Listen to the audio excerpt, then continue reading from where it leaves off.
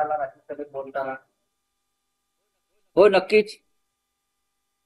त्यांनी काल राज्यसभेमध्ये मी जेव्हा भारतीय जनता पक्षानं कशा प्रकारे निवडणुका जिंकल्या आणि काही जागा लोकसभेच्या चोरल्या, चोरण्याचा प्रयत्न केला हे सांगतात त्यांनी माझा माईक बंद केला.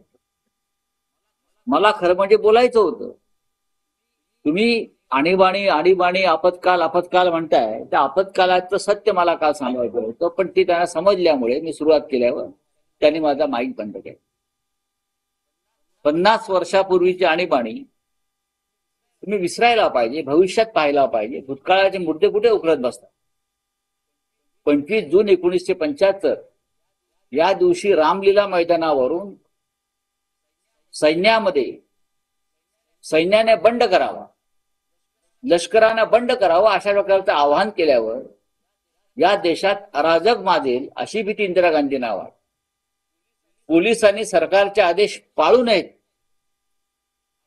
अशा प्रकारे तेव्हाचे नेते जाहीरपणे बोलायला लागल्यावर इंदिरा गांधींच्या जागी अटल बिहारी वाजपेयी जरी असते तरी त्यांनी या देशात आणीबाणी लावली असती. हे मला काल सांगायचं होतं आणि मला ते संसदेच्या सभागृहात बोलू दिलं नाही. माझा माईक बंद केला. त्या सैनिकांना बुलेटप्रूफ जॅकेट नव्हतं काँग्रेसच्या काळात असं पंतप्रधान म्हणतात. बघा, 50 वर्षापूर्वीच्या या गोष्टी जर तुम्ही आता काढत असाल तर आता असं आहे की मग लडाखमध्ये जे चीनचं सैन्य घुसलंय, आता जॅकेट आहे ना. तेव्हा जॅकेट नव्हतं, आता जॅकेट आहे बुलेट प्रूफ. तरीही लडाखची 24,000 वर्ग मैल जमीन ही चीनी सैन्याने आपल्या ताब्यात घेतली आहे. काय करते तुमचं बुलेट प्रूफ जॅकेट तुम्ही दिलेलं? सांगा ना. आता आहेत ना बुलेट प्रूफ जॅकेट, तरी लडाखमध्ये अरुणाचलमध्ये घुसखोरी झालेली आहे. याचं उत्तर द्या. पंतप्रधानांचं भाषण सुरू असताना विरोधकांचा गोंधळ कायम होता. पंतप्रधानांनी हेडफोन लावलेले होते, ते काढलेच नाही, त्यांनी भाषण संपेपर्यंत. असं पहिल्यांदाच झालं. विरोधी पक्षाची ताकद आहे. आतापर्यंत मोदींवरती ही वेळ आली नव्हती, ती आता आलेली आहे. बोले. महाराष्ट्रामध्ये एक मोठी घटना घडलेली आहे सर. जवळपास 116 जणांचा मृत्यू झालेला आहे.